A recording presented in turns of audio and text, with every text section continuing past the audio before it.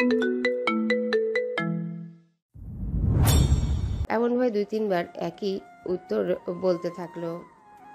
তোহার গুনগুন করে একই কথা বারবার বলার কারণে ঘুম উপে গেল নিধির। পেছনে ফিরে বিস্ময়ের দৃষ্টিতে বলল, ওই, তুই এগুলো কি পড়ছিস? উল্টাপাল্টা কিছু খেয়েছিস নাকি?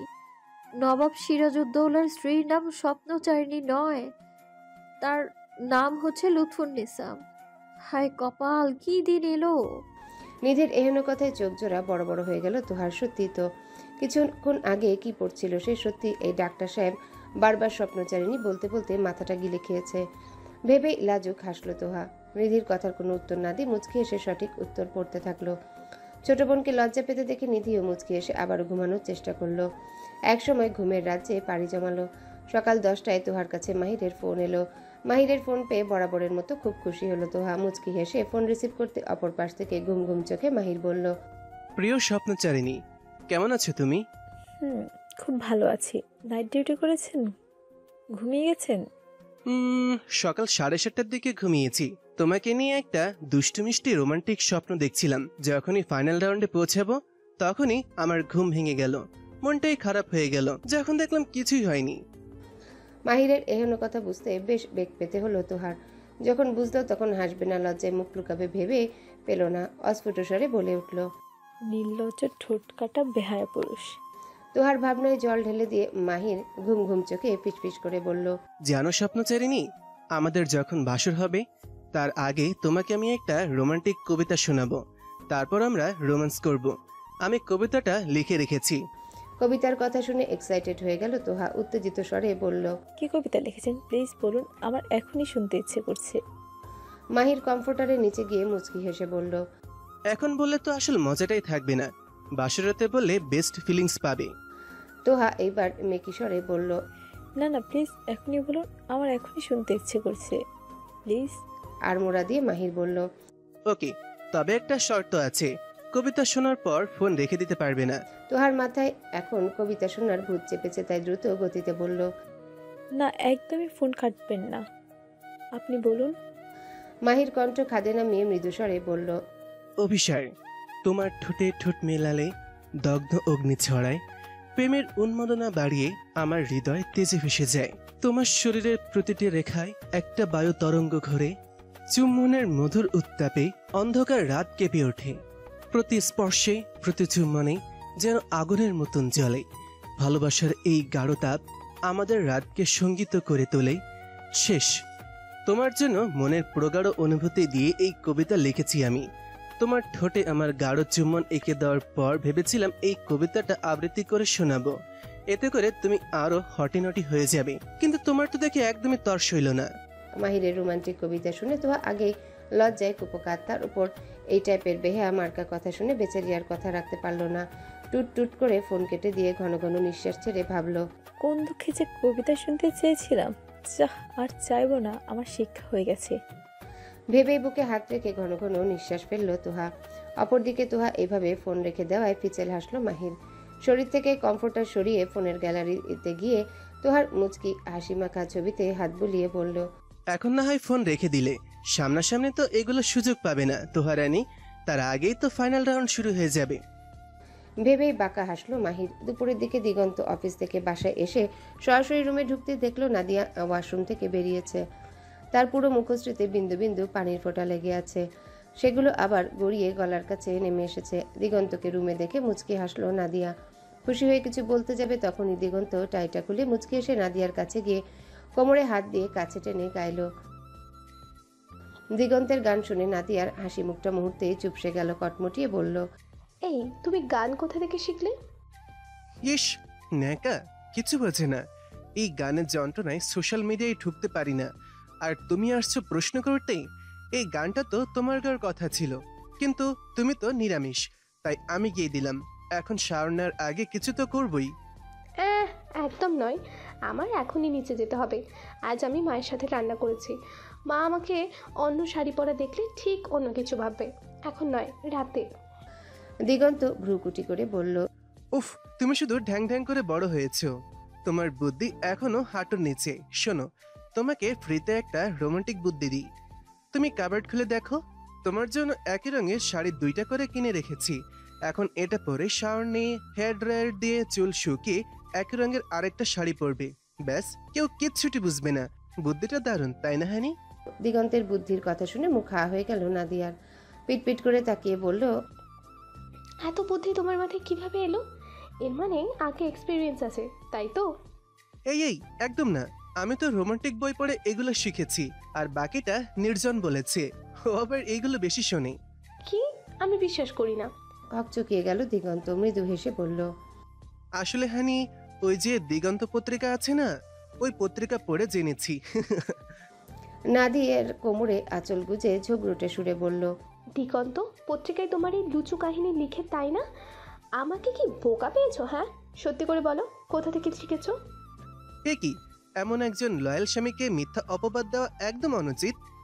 বলেই বিছানা থেকে তোয়ালে আর ট্রাউজার হাতে নিয়ে ওয়াশরুমের কাছে যেতে যেতে বলল, আচ্ছা, কোমরে এভাবে আঁচল গুজে রাখাই তোমাকে এই মুহূর্তে কার মতো লাগছে জানো? কার মতন লাগছে? দিগন্ত নাদিয়াকে একবার আপাদমস্তক দেখে গা জ্বালানো হাসি দিয়ে বলল। নোরা ফাতেহির মতন লাগছে। বলতে দেরি ওয়াশরুমের ভেতরে ঢুকে দরজা আটকাতে দেরি নেই। দিগন্তের এহেন কাণ্ডে বোকা বনে গেল নাদিয়া। ড্রেসিং টেবিলের সামনে নিজেকে ঘুরে ঘুরে কয়েকবার দেখে আনমনে বলে উঠল, শেষ পর্যন্ত নোংরা ফাতেহির সাথে তুলনা করলো। রাত 9টা। টানা 32 মিনিট যাবৎ কান্নারত কণ্ঠে একাধারে কথা বলে যাচ্ছে নিধি। অপর পাশ থেকে ফোন লাউড স্পিকারে দিয়ে নিধির সব অভিমানী কথা ধৈর্যের সহিত শুনছে নির্জন। আর মাঝে মাঝে নীরবে ডেভিল হাসছে। নিধি অভিমানী স্বরে বলল, আপনি এতটা নিষ্ঠুর কি করে হলেন? জানেন আপনাকে ফোনে না পেয়ে আমার কি অবস্থা হয়েছিল?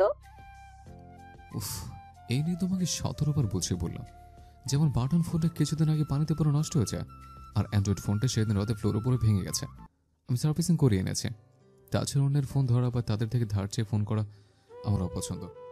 ওকে, নেক্সট টাইম থেকে এমন হবে না ডার্ক কুইন। এবারের মতো ক্ষমা করো। এই নিয়ে অসংখ্যবার দুজনের মধ্যে একই কথোপকথন হয়ে গেছে।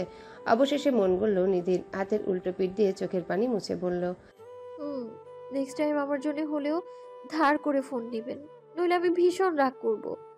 তাছাড়া বিয়ের পর আপনি তো সারাদিন অফিসে থাকবেন, তখন আমার সময় কাটবে কিভাবে বলেন? ভেবে দেখেছেন আপনি এটা? তুমি চাইলে আমি হোম অফিস করব, সারাক্ষণ তোমায় সঙ্গ দিব, তখন কিন্তু বিরক্ত হতে পারবে না। নিধি মুচকি হেসে বলল, একটু বিরক্ত হব না। আপনি তো আমার সব। আপনি কাছে থাকলে সেই সময়গুলো আমার খুব ভালো কাটবে, আমি জানি এটা। তবে আজ আপনাকে নিয়ে খুব খারাপ একটা স্বপ্ন দেখেছি। কি স্বপ্ন দেখেছো জান পাখি? নিধি পুরো স্বপ্নটা নির্জনের কাছে বলতেই অপর পাশ থেকে ফোন মিউট করে বাঁকা হাসি দিল নির্জন। ভেতর থেকে মন বলে উঠল, এবার প্ল্যানগুলোর মধ্যে 3 নম্বরটা দেখছি তার স্বপ্ন পর্যন্ত চলে গেছে। মনের সাথে আর কথা বাড়ালো না নির্জন। মুচকি হেসে বলল, দোয়া করবে এই স্বপ্ন যেন কখনো সত্যি না হয়। ওকে ডার্ক কুইন। আচ্ছা, মা ডাকছে, তাহলে আমরা আগামীকাল রমনার বটমূলে দেখা করবো, okay? Okay, good night, love you lot. বলেই ফোন রাখার আগে তপ্ত স্ক্রিনে গভীরভাবে চুমু দিল নির্জন। নির্জনের এহেন চুমুতে নিধির মনে তো খুশিতে লাড্ডু ফুটছে। কট করে ফোনটা কেটে দিয়ে লাজুক হাসলো নিধি। ইস্কি লজ্জা, সামনাসামনি এগুলোর সম্মুখীন কিভাবে হবে ভেবে আবারও লাজুক হাসলো। অপরদিকে ফোনের স্ক্রিনে চুমু দেওয়ার পর স্ক্রিনে ঠোঁটের চাপ দেখে ভ্রুকুটি করে তাকালো নির্জন। কপালে 4 আঙ্গুল দিয়ে স্লাইড করতে করতে বিড়বিড় করে বলল, আমার ঠোঁটের উষ্ণ চুম্বন শুধু আমার ডার্ক কুইনের কোমল চামড়া পাবে। তুই গ্রহণ করি কেন? হ্যাঁ, অ্যান্সার মি। অপর পক্ষ থেকে কোনো প্রত্যুত্তর এলো না। খেপে গেল নির্জন। 2 হাত দিয়ে ফোনটাকে খুব জোরে চেপে ধরল। নিধির সাথে বেশ কিছুক্ষণ কথা বলায় ফোনের স্ক্রিন কিছুটা তপ্ত হয়ে গেছে। তার উপর নির্জন এভাবে চেপে ধরায় ফোনের স্ক্রিনে তার হাত লেগে এলোমেলো ভাবে বিভিন্ন অ্যাপসে যেতে থাকলো। এতে নির্জন আরও খেপে গেল। হিংস্র দৃষ্টি নিক্ষেপ করে ফোনের উদ্দেশ্যে ইংরেজি ভাষায় কয়েকটা গালি ছুড়ে দিল। You bloody screen stealer! Damn you! Why do you have to get all these kisses? এই উত্তর দিচ্ছিস না কেন? তোকে তো শেষে করে ফেলবো। You attention grabbing piece of junk, stupid screen, get out of my way. You freaking phone stealing my moments. কিরে, তোর কোনো উত্তর নেই কেন? ইডিয়েট, অপেক্ষা কর, তোর ব্যবস্থা করছে। বলেই পৈশাচিক হাসি দিল নির্জন। ভেতর থেকে মন বলে উঠল, এই ফোনটা ভীষণ অভদ্র। ও তোমার কোনো রেসপন্স করবে না। ও তোমার সবচেয়ে দামি জিনিস লুটে নিয়েছে। এই মুহূর্তে ওকে ছিন্ন বিচ্ছিন্ন করে ফেলো। ওকে তোমার হিংস্রতার আগুনে ভস্ম করে দাও। ভেতর থেকে হৃদয় বলে উঠল, ওকে তোমার প্রিয় রুমটিতে নিয়ে গিয়ে স্পেশাল পানিশমেন্ট দাও, যেন দ্বিতীয়বার এই সাহস না দেখায়, তবে একদম ইউনিক স্টাইলে। তোমার প্রতিটি খুন, প্রতিটি ধ্বংস, সব কিছু ইউনিক হওয়া চাই। বুঝতে হবে তুমি ছিলে তোমার ক্লাসের সায়েন্সের টপার, তো এই সম্মানটা তোমায় বজায় রাখতে হবে। বুঝতেই পেরেছ আমি কি বোঝাতে চেয়েছি? পৈশাচিক হাসি দিয়ে নির্জন বলল, আমাকে এক কথা বারবার বোঝাতে হয় না, আমার ব্রেন যথেষ্ট শার্প, আর সেগুলোর জন্য তোমাদের কাছেও আমি কৃতজ্ঞ। ভেতর থেকে মন বলে উঠল, সত্যি নির্জন, তোমার মতো ভালো মানুষ হয় না। সবসময় কৃতজ্ঞতা প্রকাশ করো। প্রতিটি মানুষ যদি তাদের প্রয়োজনীয় অঙ্গ প্রত্যঙ্গের প্রতি এভাবে কৃতজ্ঞতা প্রকাশ করত, তাহলে সেই অঙ্গ প্রত্যঙ্গগুলোও আনন্দে জাগ্রত হয়ে উঠত। এনিওয়ে, অপারেশন শুরু করো, আমরা তোমার সাথে আছি। নির্জন ফোনটাকে আরো জোরে চেপে ধরে রুম থেকে বের হয়ে প্রথমে তার মায়ের রুমের দিকে গেল। রুমের দরজা সবসময়ের মতো আজও বন্ধ আছে, কারণ নির্জন সেবিকাকে আগেই বলে রেখেছে সে বাসায় এলে তার মায়ের রুমের দরজা যেন বন্ধ করে দেওয়া হয়। সেদিকে তাকিয়ে তাচ্ছিল্যের হাসি দিয়ে নির্জন তার প্রিয় 1 নম্বর কক্ষটি খুলে প্রথমে মুচকি হাসি দিল। অতঃপর পুরনো দিনের স্মৃতিগুলো দেখে মুখমণ্ডল মলিন হয়ে গেল। এগুলো নির্জনের নিত্যদিনের অভ্যাস। নির্জনের এই কক্ষটি যে কেউ দেখলে নিমিষেই বলবে এটি একটি ভয়ঙ্কর রহস্যময় ল্যাবরেটরি, যেখানে রয়েছে শুধু পৈশাচিক পন্থায় বিজ্ঞানের খেলা। গত রাতে এই রুমটিতে নির্জন ডাইনার সেই বালি ভর্তি বক্স টেবিলের উপর এক সাইডে রেখেছিল। নির্জনের এই রহস্যময় ল্যাবরেটরির ভেতরে আলো খুব কম, শুধুমাত্র কয়েকটি ডিম লাইট জ্বলছে। এই আলোতে সবকিছু রহস্যময় আর ভৌতিক দেখায়। দেয়ালের রং উপরে গাঢ় ধূসর এবং নিচের দিকে কালো, যা পুরো পরিবেশকে আরো ভীতি, থমথমে এবং রহস্যময় করে তুলেছে। রুমের এক কোণে আয়তাকৃতির বড় একটি টেবিলের উপর বিভিন্ন ধরনের অ্যাসিড, বিষ আর কেমিক্যাল ভর্তি কাচের জার ও বোতল সারি সারি করে রাখা আছে। কিছু বোতলের গায়ে লেবেল লাগানো, hydrochloric acid, sulphuric acid, arsenic ইত্যাদি। আর কিছু বোতলে কোনো লেবেল নেই, যেন সেখানে আরো ভয়ঙ্কর কিছু লুকিয়ে আছে। নির্জনের যাবতীয় প্রয়োজনীয় সরঞ্জামাদি এখানে রাখা হয়। তাছাড়া সবচেয়ে ভয়ানক এবং পারফেক্ট মার্ডারের প্ল্যানগুলো এখানে বসেই মন এবং হৃদয়ের সাথে মিটিংয়ের মাধ্যমে সম্পন্ন করে। নির্জন তার পরিকল্পনা বাস্তবায়ন করার আগে জানে এই ধরনের ভয়ঙ্কর এবং বিষাক্ত রাসায়নিক মিশ্রণের সঙ্গে কাজ করতে গেলে তাকে নিজেকে সুরক্ষিত রাখতে হবে। তাই সে তার ল্যাবরেটরিতে ঢুকে বিশেষ সেফটি পোশাক পরে নিল। নির্জন প্রথমে তার শরীরে একটা বিশেষ ধরনের স্যুট পরে, যা কেমিক্যাল রেজিস্ট্যান্ট। এই স্যুটটি একটি শক্তিশালী প্লাস্টিক এবং সিনথেটিক ফাইবার দিয়ে তৈরি, যা অত্যন্ত বিপজ্জনক রাসায়নিকগুলোর সংস্পর্শ থেকে শরীরকে রক্ষা করতে পারে। স্যুটটি তার পুরো শরীর ঢেকে রাখে, যেন কোনোভাবে অ্যাসিড বা বিষাক্ত বাষ্প তার চামড়ায় স্পর্শ করতে না পারে। এরপর নির্জন তার হাতে হেভি ডিউটি গ্লাভস পরে। গ্লাভসগুলো কেমিক্যাল রেজিস্ট্যান্ট রাবার দিয়ে তৈরি, যা হাইড্রোক্লোরিক অ্যাসিড এবং সালফিউরিক অ্যাসিডের মতো বিপজ্জনক রাসায়নিকের থেকে তার হাতকে রক্ষা করে। গ্লাভসগুলি তার কবজি পর্যন্ত ঢেকে রাখে, যাতে অ্যাসিড ছিটকে গেলেও তার হাতে পৌঁছাতে না পারে। নির্জন তার মুখ এবং চোখে রক্ষা করার জন্য একটি হেভি ডিউটি গ্যাস মাস্ক পরে। এই মাস্কটি বিশেষ ধরনের ফিল্টার দিয়ে তৈরি, যা বিষাক্ত বাষ্প এবং ধোঁয়া থেকে তার শ্বাস প্রশ্বাসকে সুরক্ষিত রাখে। তার চোখকে রক্ষা করার জন্য সে একটা কেমিক্যাল রেজিস্ট্যান্স গগলস পরে, যা তাকে কোনো ধরনের কেমিক্যাল স্প্ল্যাশ বা ধোঁয়ার আক্রমণ থেকে রক্ষা করে। তারপর পায়ে একজোড়া অ্যান্টি স্লিপ বুট পরে, যা কেমিক্যাল রেজিস্ট্যান্ট এবং অত্যন্ত সুরক্ষিত। বুটগুলি তার পা এবং পায়ের আঙ্গুলিগুলোকে কেমিক্যালের ছিটে পড়া বা ঝলসে যাওয়া থেকে রক্ষা করে। বুটের বিশেষ সোল তাকে ল্যাবরেটরির মেঝেতে শক্তভাবে তাড়াতে সাহায্য করে, যেন কোনোভাবে পা পিছলে গিয়ে বিপদের মুখোমুখি না হয়।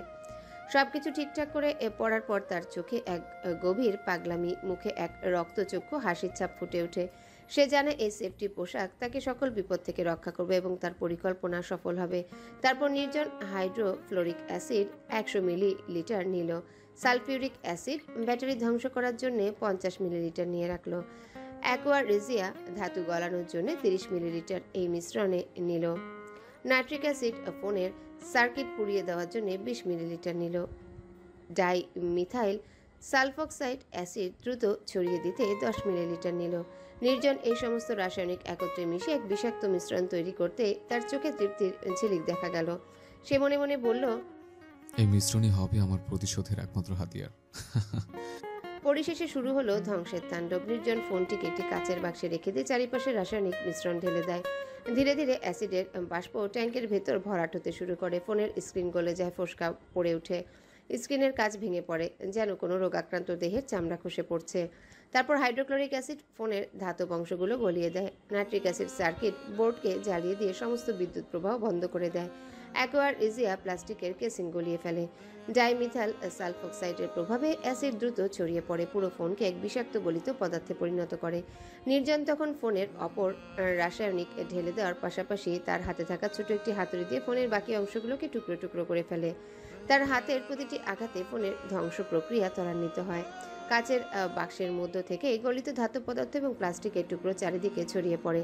তার পাগলামি মন তখন পূর্ণ তৃপ্তিতে ভরপুর। পাগলামি তৃপ্তি পেয়ে মুচকি হেসে মনকে বলল, ফোনটি পুরোপুরি ধ্বংস হয়ে গেছে, কেবল কিছু গলিত পদার্থের ধোয়া বাকি। উচ্চস্বরে হেসে নির্জন তার মনের অস্থিরতা মিটিয়ে নেয়। সে জানে তার ভালোবাসা কেবলই তার ডার্ক কুইনের কাছেই থাকবে, কোনো যন্ত্রে নয়। তার মাথায় এক ভয়ঙ্কর চিন্তা ঘুরতে থাকে। সে তার ভালোবাসাকে যে কোনো কিছুর জন্যই রক্ষা করবে, এমনকি পুরো পৃথিবীকে ধ্বংস করে দিয়ে হলেও। নির্জনের এহেন কাণ্ডে মন এবং হৃদয় প্রচুর পরিমাণে বাহবা দিতে থাকে। মন বলে ওঠে, এত ভালো একটি কাজ করলে সেই খুশিতে গলিত ফোনের জন্য একটা ধামাকাদার পৈশাচিক এবং ভয়ঙ্কর কবিতা হয়ে যাক। নির্জন ডেভিল হেসে বলল, ওয়েট বেবস, জাস্ট 6 মিনিট ভাবতে দাও। নির্জন কবিতার লাইনগুলো মনে মনে ভেবে মুখে হিংস্র হাসি ঝুলিয়ে আবৃত্তি শুরু করলো। প্রতিশোধের প্রলয়, তুই চুরি করিস প্রেয়সীর চমো, আজ অ্যাসিডে তোর হবে প্রলয় ঘুমো। তুই কেন স্পর্শ করলি ওর ঠোঁট, এখন মরবি তুই, গলবি তোর প্রতিটি ফোট। তুই স্ক্রিনের শয়তান, তুই পাষাণ, তোর জন্য আজ অ্যাসিডের আয়োজন। তুই লোভী, তুই করিস প্রেমের ভান, আজ তুই গলবি, দেখবি কেমন মরণ যাত্রার প্রাণ। তোর মুখ গলে যাবে অ্যাসিডের বিষে, তুই দেখবি মৃত্যু তোর জীবনটা দিব বিষে। তুই কে যে তোর এত সাহস হলো আমার প্রেমের পথে আসবি? তোর ধ্বংসগুলো হবে কল্পনায় ছলো ছলো। তুই তোর ছলনায় ছড়িয়ে দিস জ্বালা, আজ তোর দেহ হবে আগুনের কাপা। তোর প্রতিটি স্পর্শ, তোর প্রতিটি সংকুচিত নিঃশ্বাসে ফাঁপা। তোর মৃত্যুতে মন খুলে দেব হাসে, অ্যাসিডে গলিয়ে তুই পাবি তোর ফাঁসে। তুই তৃষ্ণার্ত, তুই মরবি আজ, তোর ঠোঁটের স্বাদ তুই ভুলে যা। তুই কে যে আমার ভালোবাসার চুমু খাবে, তোর শেষে ছোট চুমু অ্যাসিডে হবে। আজ তুই আর প্রেয়সীর চুমু খেতে পারবি না, তোর ছাই উড়ে যাবে বাতাসে, শূন্যে ভাসবে না। তুই মিথ্যে প্রেমের সাগর, তোর ধোকা মিথ্যে, তোর জন্য অ্যাসিড, তোর জন্য মরণ ভিতরে। কবিতা আবৃত্তি করে নির্জন ল্যাব থেকে বেরিয়ে আসে। তার চোখে এক অদ্ভুত উজ্জ্বলতা। তার পাগলামি তাকে আবারও অন্ধকারের দিকে টেনে নিয়ে যাচ্ছে, যেখানে তার ভালোবাসা শুধুই তার নিয়ন্ত্রণে থাকবে। ডার্ক কুইনের জন্য তার ভালোবাসা, তার পাগলামি সবকিছুই এখন আরও ভয়ঙ্কর, আরও তীব্র। নির্জন জানে সে তার ভালোবাসার জন্য আরও অনেক কিছু করবে। তার মনোভাব, তার কাজ সবই এখন এক ভয়ঙ্কর পথে পরিচালিত হচ্ছে। রাত 10:30টায় খাওয়া দাওয়া করে নাদিয়া নিজের রুমে গিয়ে শোয়ার প্রস্তুতি নিচ্ছে। আজ সে বাবার বাড়ি আসতে পেরে ভীষণ খুশি। বিকাল থেকে মন ভার করে মুখ গোমড়া করে রেখেছিল নাদিয়া। নাদিয়ার মিষ্টি মুখখানা মলিন দেখে নাদিয়ার শাশুড়ি বুঝতে পারলেন যে নাদিয়া তার বাবার বাড়ির জন্য মন খারাপ করেছে। বোঝাটাই স্বাভাবিক, কারণ তিনিও তো নতুন পরিবেশে এসে একই ঘটনার সম্মুখীন হয়েছেন। প্রাণোচ্ছল মেয়েটি খুব কম সময়ে তার মনে জায়গা করে নিয়েছে। সন্ধ্যায় দিগন্ত বাসায় ফিরলে তিনি নাদিয়াকে নিয়ে ওর বাবার বাড়ি ঘুরে আসতে বললেন। যেহেতু রিমনের মৃত্যুর কারণে রিসেপশন ক্যান্সেল হয়ে গেছে, তাই মন খারাপ হওয়াটাই স্বাভাবিক। মায়ের কথা মতো দিগন্ত সন্ধ্যায় নাদিয়াকে ওর বাবার বাড়ি নিয়ে যায়। শ্বশুর শাশুড়ির সাথে রাত পর্যন্ত ভদ্রতার সহিত কথোপকথন করে নাদিয়াকে নিয়ে রুমে যেতেই দিগন্তের মুখমণ্ডল চুপসে যায়। নাদিয়া যখনই ঘুমানোর প্রস্তুতি নিবে, তখনই দিগন্তর হাত টেনে কাছে এসে বলল, আমি এই সিঙ্গেল বেডে কিভাবে ঘুমাবো? নাদিয়া বিষয়টা বুঝতে পেরে বলল, ঠিক আছে, চলো গেস্ট রুমে যাই, সেখানেই দুজনে আরাম করে ঘুমাতে পারবো। দিগন্ত হিংসুটে স্বরে বলল, মোটেও না, ওই রুমে বিটিশিয়ান এবং তোমার ফুপা ঘুমিয়েছিল, সেখানে আমি কখনোই ঘুমাবো না। এইবার রেগে গেল নাদিয়া। কটমটিয়ে বলল, ওকে, তাহলে তুমি ড্রয়িং রুমে ঘুমাও, আমার এখন খুব ঘুম পাচ্ছে, তোমার সাথে বকবক করার সময় নাই। আর মনে রেখো, এটা আমার বাবার বাড়ি, তুমি বলবে আর আমি গিলবো, এটা অসম্ভব। দিগন্ত এইবার নাদিয়ার হাত আরো জোরে চেপে ধরে কাছে টেনে বলল, তুমি তো নিরামিষ ভেজিনারি, তোমার ফিলিংসও না থাকলেও আমার মনে হচ্ছে নতুন বিয়ে করেছি কি ড্রয়িং রুমে শুয়ে মশা মারার জন্য? আর মনে রেখো, এটা আমার শ্বশুর বাড়ি, তোমাকে এখান থেকে কোলে নিয়ে যাওয়ার অধিকার আমার আছে, তবে একটা শর্ত, ওই ড্রয়িং রুমে শুতে পারি। কি শর্ত? প্রথমে তুমি সোফার উপরে টান টান হয়ে শুয়ে পড়বে, তার উপরে আমি শুয়ে পড়বো, ব্যস্ত হয়ে গেল। কি বলো হানি? বিয়ের পর থেকে তুলো নরম বালিশ ছাড়া আমার একদমই ঘুম হয় না। বলেই ঠোঁট টিপে হাসলো দিগন্ত। দিগন্তর ঠোঁটে কাটা কথাটি বুঝতে দেরি হলো না নাদিয়ার। নাদিয়া যখনই আঙ্গুল উঁচিয়ে কথা বলতে যাবে তখনই দিগন্তকে অবাক করে দিয়ে ঠোঁটে আলতো করে চুমু দিয়ে কোলে তুলে সদর দরজা খুলে বাইরে যেতে নিলে পেছন থেকে নাদিয়ার মা ডেকে ওঠেন। এ কি, তোমরা এত রাতে কোথায় যাচ্ছ? দিগন্ত আকস্মিক এভাবে কোলে নেওয়াতে নাদিয়া যেন বাকশক্তি হারিয়ে হতভম্ব হয়েছিল। তার উপর মায়ের ডাক শুনে লজ্জায় মরিমরি অবস্থা। দিগন্তের দিকে তাকিয়ে কটমটিয়ে বলল, কোল থেকে নামাও, মা দিচ্ছে। দিগন্ত গা জ্বালানো হাসি দিয়ে নাদিয়াকে কোল থেকে নামিয়ে দিল। মুচকি হেসে নাদিয়ার মায়ের দিকে তাকিয়ে বলল, মা, আপনার মেয়েটা না ভীষণ বাচ্চা সুলভ আচরণ করে। দেখুন না, এ রাতে বলছে ওকে কোলে করে আমাদের বাসায় নিয়ে যেতে। তা আমি ওর বায়না পূরণ করছিলাম। দিগন্তের কথা শুনে নাদিয়ার মা নাদিয়ার দিকে তাকিয়ে বললেন, সে কি রে, সন্ধ্যায় তো এলি, আজ রাতটুকু না হয় থেকেই চলে যাবি? এত তাড়াতাড়ি বাবা মায়ের থেকে মায়ে উঠে গেল? না মা, তেমন কিছু না, আমি তো এগুলো কিছুই বলিনি। হয়েছে, যা বোঝে বুঝে গিয়েছি, আমাকে আর বোঝাতে হবে না। মেয়ে আমার বিয়ে করে পর হয়ে গেছে। অভিমানী স্বরে বললেন রুনা বেগম। মায়ের মুখে এহেন কথা শুনে নাদিয়া ভড়কে গেল। দিগন্তের হাত ধরে কিছুটা দূরে নিয়ে গিয়ে দাঁত কিরমির করে নিচু স্বরে বলল, মাকে পেট বানিয়ে মিথ্যা বলে, মায়ের কাছ থেকে আমার কথা শোনালে কেন? দিগন্ত বাঁকা হেসে নাদিয়ার কানের কাছে এসে ফিসফিস করে বলল, আমিও মজা নিতে চাই হানি। এক কাজ করো, বাসায় গিয়ে তুমি ওই নেভি ব্লু কালারের নাইটিটা পরবে, যেখানে সামনে উপরে লাভ শেপ আছে। তাহলে খুব মজা পাবো হানি। দিগন্তের এহেন নির্লজ্জ টাইপ কথায় বোকা বনে গেল নাদিয়া। মুখ থেকে ভাষাগুলো যেন উধাও হয়ে গেল। এই কেমন বেহায়া পুরুষকে বিয়ে করেছে সে? রাত পেরিয়ে সূর্য রশ্মি উকি দিতেই ঘুম ভেঙে গেল তোহার। রাতে নিধি যখন বলল নির্জনের সাথে রমনার বটমূলে দেখা করতে যাবে, তখনই তোহা একটা প্ল্যান করে ফেলে। আগামীকাল সকালে মাহিরের চেম্বারে গিয়ে দেখা করে তাকে সারপ্রাইজ দেবে।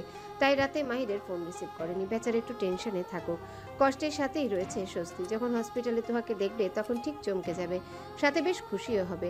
ভেবেই খুব ভোরে উঠে বিড়াল পায়ে কিচেনে গিয়ে যথাযথ নিঃশব্দে মাহিরের প্রিয় চিকেন নুডলস এবং গুঁড়া দুধ মিশ দিয়ে পায়েস রান্না করলো। টেস্ট ঠিক আছে কিনা সেটা চেক করে একটু ঠান্ডা করে দুটি বক্সে ভরে নিল। তারপর কিচেন ক্লিন করে রুমে গিয়ে পড়তে বসলো। মাঝে মাঝে বইয়ের ভেতরে মুখ গুজে মুচকি হাসলো। কখন সকাল 11টা বাজবে আর কখন সে মাহিরের কাছে যাবে ভেবেই খুশিতে মন আকুপাকি করে উঠল। সকাল 9টায় রফিক মির্জা টিভির হেডলাইনের লেখাগুলো মনোযোগ দিয়ে পড়ছেন আর অনাকাঙ্ক্ষিত বন্যায় প্লাবিত মানুষগুলোর জন্য অনেক দোয়া করছেন। গতকাল তার জমানো কিছু টাকা এবং জামা কাপড় একটি সংগঠনে দান করে এসেছেন। ইদানিং হঠাৎ করে বুকের ব্যথাটা তীব্র বেড়ে যায়, নইলে গত বছরের মতো তিনিও সবার সাথে যোগ দিয়ে অসহায় মানুষদের সশরীরে সাহায্য করতে এগিয়ে যেতেন ভেবে দীর্ঘশ্বাস ফেললেন রফিক মির্জা। এদিকে নিধি শপিং করতে যাবে এবং তোহা নীলকের থেকে কিছু বই কিনবে বলে কলেজ ব্যাগ নিয়ে বাসা থেকে বের হওয়ার প্রস্তুতি নিয়েছে। মূলত তোহার ব্যাগে মাহিরের জন্য খাবার নেওয়া হয়েছে। তাহমিনা বেগম ওদেরকে বলে দিলেন 1 ঘন্টার মধ্যে যেন বাসায় চলে আসে নিধি এবং তোহা মায়ের কথায় সায় জানিয়ে বিদায় নিল। মাহির মাত্রই কিছু রোগী দেখে 4 কাপে ঠোঁট ডুবিয়েছে। রাতে কয়েকবার তোহাকে ফোন দিয়েছে, কিন্তু তোহা ফোন রিসিভ করেনি। মনটা ভীষণ খারাপ এবং বেশ চিন্তিত। তার স্বপ্নচারিণী তো কখনোই তার সাথে এমনটা করে না ভেবে হাতে ফোন নিয়ে যখনই তোহাকে কল করতে যাবে তখনই মাহিরের অ্যাসিস্ট্যান্ট এসে বলল, স্যার, বাইরে একজন মেয়ে এসেছে। কোন পেশেন্ট? না স্যার, বলছে আপনার পরিচিত, তাকে কি ভেতরে পাঠাবো? ওকে পাঠাও। লোকটি রুম থেকে চলে যেতে কয়েক সেকেন্ড পরে তোহার রুমে প্রবেশ করতে বিস্ময়ে চোখ জোড়া বড় বড় হয়ে গেল মাহিরের। অবাক চাহনি নিক্ষেপ করে বলল, তুমি এখানে? তোহা 2 হাত 2 দিকে মেলে বলল, সারপ্রাইজ, এই জন্য গতকাল রাত আপনার ফোন ধরিনি। এই নিন। বলেই এগিয়ে গেল তোহা। কাঁধ থেকে ব্যাগ নামিয়ে মাহিরের সামনে থাকা টেবিলের উপর রেখে চেন খুলে দুটি খাবারের বক্স বের করে বলল, হা করে তাকিয়ে না থেকে এটা খুলুন, এখানেও সারপ্রাইজ আছে। মাহির এখনো বিস্ময়ের সীমানা পার করতে পারেনি। মাহিরের এমন ভাবভঙ্গি দেখে তোহা ঠোঁট টিপে হেসে নিজেই নুডলসের বক্স খুলে চামচে উঠে মাহিনের সামনে ধরে বলল, নিন, খেয়ে আমায় উদ্ধার করুন, অলরেডি ঠান্ডা হয়ে গেছে, খুব ভোরে উঠে বানিয়েছি। বিস্ময় কাটিয়ে মাহির মুখে মুচকি হাসি ফুটিয়ে বলল, এটা সত্যি দারুণ সারপ্রাইজ ছিল। গতকাল থেকে আমার পাগল প্রায় অবস্থা হয়ে গিয়েছিল, সকালে কিছুই খাইনি। বলেই একটু ঝুঁকে নুডলস মুখে নিয়ে বলল, ওয়াও, ইয়াম্মি, তোমার হাতের রান্না তো দারুণ। তুমি তো দেখছি স্বপ্ন রাঁধুনি। আর কত নাম যে দিবে মাহির সেটা ভেবেই তোহা অবাক হয়ে গেল। মাহিরের সত্যি ক্ষুধা লেগেছে, তাই তো পুরো নুডলস খেয়ে নিল। ভেবেই মুচকি হাসলো তোহা। তারপর পায়েসের বক্স খুলে বলল, নিন, জাল খাবারের পরে এবার মিষ্টি মুখ করুন। মাহির পায়েস দেখে তো আরো খুশি হলো। পায়েসের বাটি সামনে নিয়ে পরম তৃপ্তিতে চোখ জোড়া বন্ধ করে পায়েস খেতে খেতে বলল, একটা কথা বলি স্বপ্নচারিণী, বলুন। তোমার হাতের মিষ্টি পায়েস খেয়ে এই মুহূর্তে তোমাকে নিয়ে জাহাজে উঠতে ইচ্ছা করছে। তারপর সূর্যের কিরণ দেখতে দেখতে টাইটানিক মুভির নায়ক জ্যাকের ন্যায় তোমাকে ডার্ক লিপ কিস করতে ইচ্ছে করছে। মাহিরের এহেন কথায় থতমত খেয়ে গেল তোহা। ফোনে না হয় সব সময় বলে, তাই বলে সামনাসামনিও না। আর এখানে থাকা যাবে না। তোহার ভাবনার মাঝে মাহির আবারও বলল, তারপর তোমাকে একটা রুমে নিয়ে গিয়ে ওগুলো করতে ইচ্ছে করছে। আরে ওই যে নায়িকা রোজ টানটান হয়ে শুয়েছিল আর জ্যাক মিটমিট করে হেসে তার সর্বাঙ্গের পেইন্টিং করছিল। উফ, ব্যাপারটা কি দারুণ ছিল, তাই না? আচ্ছা, ছবিটা দেখেছো? ব্যাস, এরপর যে মাহির কি বলবে সেটা বোঝা হয়ে গেছে। আর থাকা যাবে না। তোহা এখানে যেটা করতে এসেছিল সেটা হয়ে গেছে, এখন পাখি ফুরুত ভেবেই তোহা ব্যাগ নিয়ে সেখান থেকে বিড়াল পায়ে প্রস্থান করলো। এদিকে মাহির তো টাইটানিক মুভির অর্ধেক রোমান্টিক দৃশ্য বলে ফেলেছে। যখনই তোহা সারা শব্দ পেল না, তখনই তাকিয়ে দেখলো সামনে অ্যাসিস্ট্যান্ট হাঁ করে তাকিয়ে আছে। মাহির ভ্রুকুটি করে বলল, মেয়েটা কোথায় গেল? অ্যাসিস্ট্যান্ট বিস্ময়ের স্বরে বলল, স্যার, মেয়েটা তো কয়েক মিনিট আগেই চলে গেল। তবে স্যার, আপনি যে টাইটানিক মুভির রোমান্টিক দৃশ্যের এত সুন্দর বর্ণনা দিতে পারেন সেটা ভেবেই খুব অবাক হলাম। সত্যি স্যার, আপনি ভীষণই রোমান্টিক। বলেই ঠোঁট টিপলে হাসলো অ্যাসিস্ট্যান্ট। অ্যাসিস্ট্যান্টের মুখ মিশ্রিত বাক্যগুলো শুনে কিঞ্চিত লজ্জা পেল মাহির। ভাবলো, যা, স্বপ্নচারিণীর জন্য আমার পেস্টেজের ফালুদা হয়ে গেল। পরক্ষণে দেখতে পেল টেবিলের উপর একটা পিঙ্ক কালার চার কোনায় ভাঁজ করা চিরকুট। মাহির বেশ অবাক হয়ে চিরকুটটি খুলে পড়তে যাবে এমন সময় নতুন পেশেন্ট এসে হাজির। যা, বেচারা মাহিরের মুখটা তখন দেখার মতো ছিল। মনে মনে নিজেকে নিজে ধিক্কার দিয়ে বলল, রোমান্টিক কথা বলতে গেলে হবু বউ পালিয়ে যায়, এদিকে রোমান্টিক চিঠি পড়তে গেলে পেশেন্ট এসে হাজির হয়। ধুর, ভাল লাগে না। রমনার বটমূলে বসে আছে নির্জন আর নিধি। বাতাসে বয়ে যাচ্ছে মিষ্টি মাটির গন্ধ, আর গাছের পাতায় পাতায় খেলা করছে সূর্যের আলো। বটগাছের নিচে ছায়া মাঝে বসে আছে ওরা দুজন। সামনে একটি পুকুর, যা শান্ত পানিতে প্রতিফলিত হচ্ছে গাছের ছায়ার আকাশের নীল রং। নির্জন নিধির দিকে তাকিয়ে মুচকি হেসে বলল, তুমি জানো ডার্কুইন, এই পুকুরের পানির মতোই তোমার চোখের গভীরতা আমাকে টানে। নিধি একটু লজ্জা পেয়ে পুকুরের দিকে তাকিয়ে বলল, আর আপনি এই পুকুরে সেই শান্ত পানির মতোই নির্জন, আমাকে অসীম শান্তি দেওয়ার অন্যতম কারণ। নিধির কথা শুনে হো হো করে হেসে উঠল নির্জন। পুকুরের হালকা ঢেউয়ের আওয়াজে মিশে যায় তার হাসির শব্দ, আর বটগাছের পাতা ধীরে ধীরে বাতাসে দুলতে থাকে, যেন প্রকৃতিও তাদের প্রেমের সাক্ষী হয়ে আছে। মুখে থাকা মাস্ক খুলে নিধি বলল, আমি আপনাকে খুব ইম্পর্টেন্ট কথা বলার জন্য এখানে এসেছি নির্জন। নির্জন পাত্তা দিল না সে কথায়। নিধির দিকে কিছুটা ঝুঁকে বলল, I love you even more, ডার্কুইন। নিধি মিষ্টি করে হেসে বলল, I love you very much too. এখন আমার কথাটা শুনুন। আগে আমার হাতে হাত রাখো, তারপর শুনবো। বলেই নির্জন নিধির দিকে হাত এগিয়ে দিল। উফ, কি গভীর অনুভূতি। নিধি লাজুক হেসে নির্জনের হাতে হাত রাখতে নির্জন ভ্রুকুটি করে বলল, তোমার অনামিকা আঙ্গুলের চামড়ায় এত গভীরভাবে লেপ্টে থাকা আংটিটা কি তুমি কিনেছ? সহজ সরল চঞ্চল মনা নিধি মুচকি হেসে বলল, না, এটা ফ্রেন্ডশিপ ডেতে নাদিয়া আমায় গিফট করেছিল। ওকে বলেছিলাম আমার গোল্ডেন স্টোনের রিং খুব ভালো লাগে, তাই ও আমাকে সারপ্রাইজ দিয়েছে। নিধির এহেন কথায় নির্জনের মাথার উগ্র পোকাগুলো নিমিষেই কিলবিল করে উঠল। নিধির অনামিকা আঙ্গুলে গোল্ডেন স্টোনের আংটিটা এমনভাবে জলজল করছে, এ যেন নির্জনের অস্তিত্বকে চ্যালেঞ্জ করছে। নির্জনের মনের ভেতর রাগের আগুন দাউ দাউ করে জ্বলে উঠল। অপরদিকে দৃষ্টি ফিরিয়ে চোখ জোড়া বন্ধ করে ক্রোধকে দমন করার বৃথা চেষ্টা করলো নির্জন। ভাবল, ইচ্ছে করছে আংটিটাকে চিনি এনে অ্যাসিড দিয়ে গলিয়ে ফেলি, কিন্তু এই মুহূর্তে কিভাবে করব? হঠাৎ ভেতর থেকে মন বলল, অন্যের উপহার দেওয়া আংটি তোমার প্রেয়সীর কোমল চামড়ায় লেপ্টে আছে, এটা কিন্তু খুবই অশোভনীয় ব্যাপার। দ্রুত আংটিটাকে ধ্বংস করার ব্যবস্থা করো। অপর পাশ থেকে হৃদয় বুদ্ধিদীপ্ত স্বরে বলে উঠল, নির্জন, কিছু ধ্বংস তীব্র ক্রোধে নয়, বরং মৃদু উপেক্ষা করা হয়, যা হৃদয়ে গভীর ক্ষত রেখে যায়। ঠান্ডা মাথায় ভাবাও, মনের কথা শুনে এখন তুমি যদি নিধির কাছ থেকে আংটি ছিনিয়ে আনো, তাহলে নিধি কিন্তু তোমার প্রকৃত সত্তার পরিচয় পেয়ে যাবে।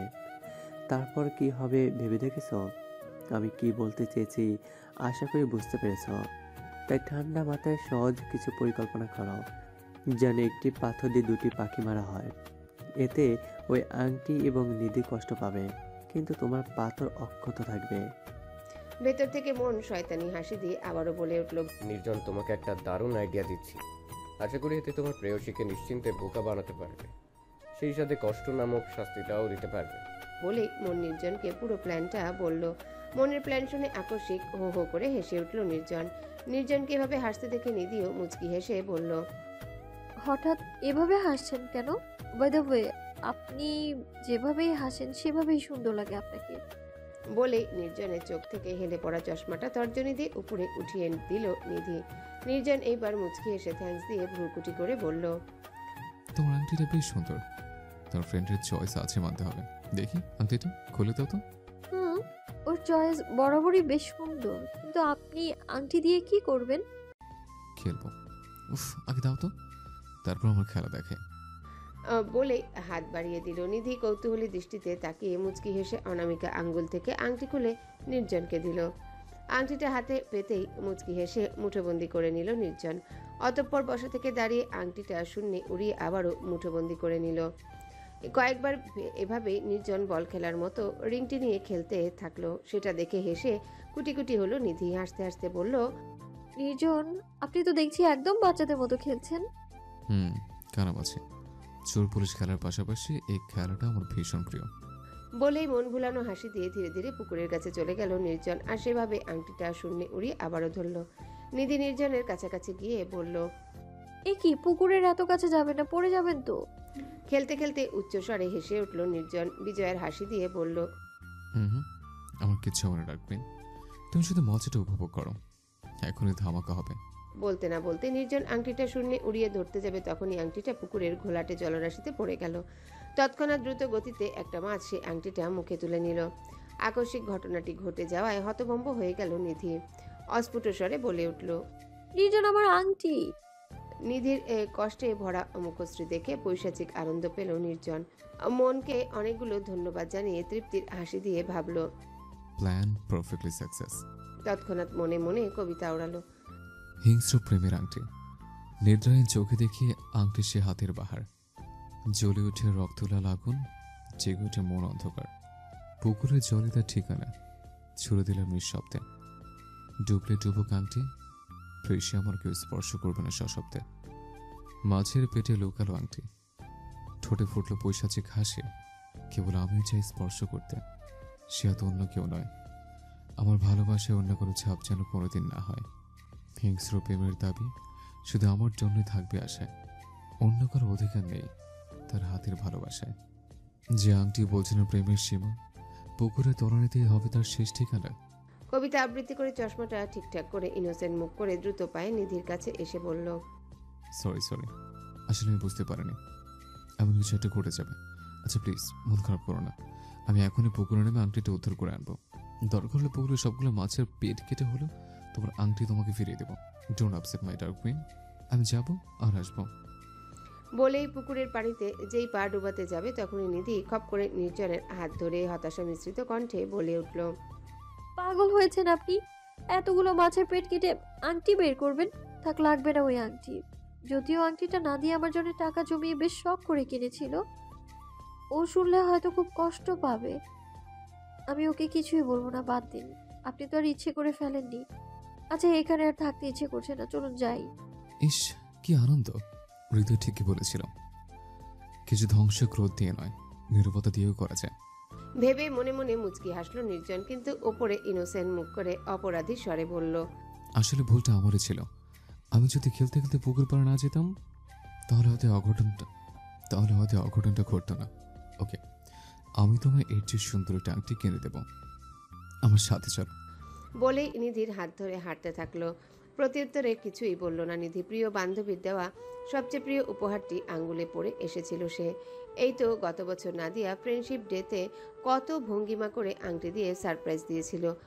নিধিও ওকে ব্রেসলেট গিফট দিয়ে সারপ্রাইজ দিয়েছিল, কিন্তু নিধির উপহারটি নাদিয়া যত্ন করে রাখলেও নিধি পারল না।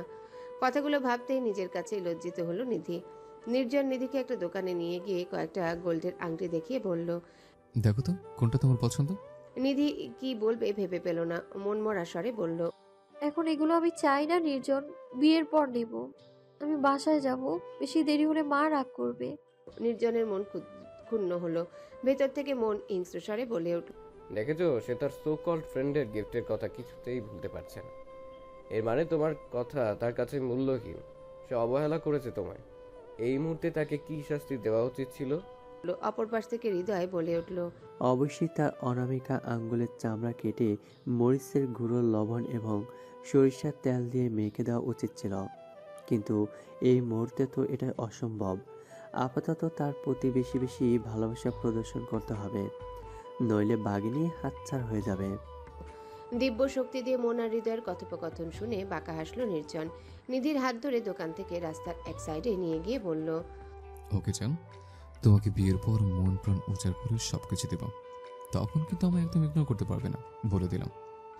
নির্জনের এহেন কথায় না চাইতেও মৃদু হাসলো নিধি। নির্জনের সাথে আরো কয়েক মিনিট কথা বলে সেখান থেকে বিদায় নিল। আজ আর নিধির গুরুত্বপূর্ণ কথাটি বলা হলো না। রাত 11:34। দিগন্ত চেয়ারে বসে পা ঝুলিয়ে ল্যাপটপে মনোযোগ দিয়ে অফিসের কিছু ফাইল রেডি করছিল।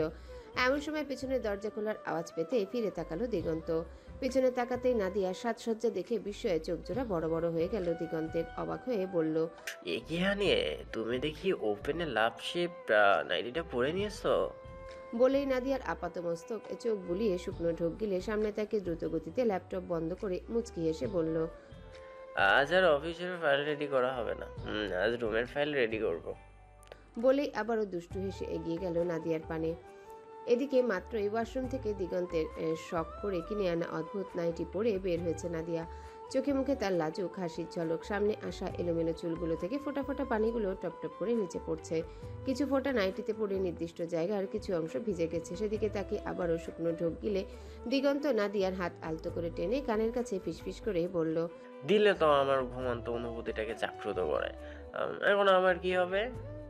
দিগন্তের কথা শুনে নাদিয়া কোনো রকমে হাসি আটকে ঠোঁট কামড়ে বলল, ইস, তোমার মুখে কি কিছু আটকায় না? ঠোঁট কাটা কোথাকার।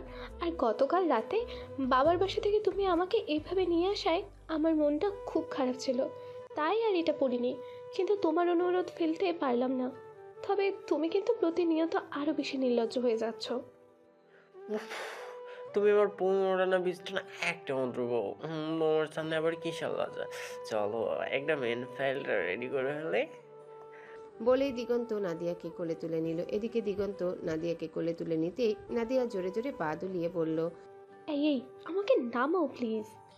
কে শুনে কার কথা? দিগন্ত নাদিয়াকে বিছানায় নিয়ে নাদিয়া যে পাশে ঘুমায় সে পাশে ওকে শুইয়ে দিয়ে নিজে ওর উপর ভর ছেড়ে দিল। এবার নাদিয়ার দম বন্ধ হয়ে যাওয়ার উপক্রম হলো। অস্ফুট স্বরে বলে উঠল, প্লিজ জান, তোমার এই চালের বস্তার মতো শরীর নিয়ে নিচে নামো, নইলে আমি দম ফেটে মরে যাব। তখন রোম্যান্সার 100টা বেঁচে যাবে। দিগন্ত বুঝতে পারলো নাদিয়ার কষ্ট হচ্ছে, তাই নিচে নেমে নিজের বরাদ্দকৃত জায়গা যেতেই পিঠে সুচালো কিছুর আঘাত ফুটতে তীব্র স্বরে চেঁচিয়ে উঠল, গেল রে, সব শেষ হয়ে গেল। এদিকে দিগন্তকে চেঁচাতে দেখে নাদিয়া তড়িঘড়ি করে উঠে মুখ চেপে ধরে বলল, একদম চেঁচাবে না। আমি জানি তুমি খুব বেশি ব্যথা পাওনি। আমি সেইভাবে সুইটা তোমার সাইডে সেট আপ করেছি।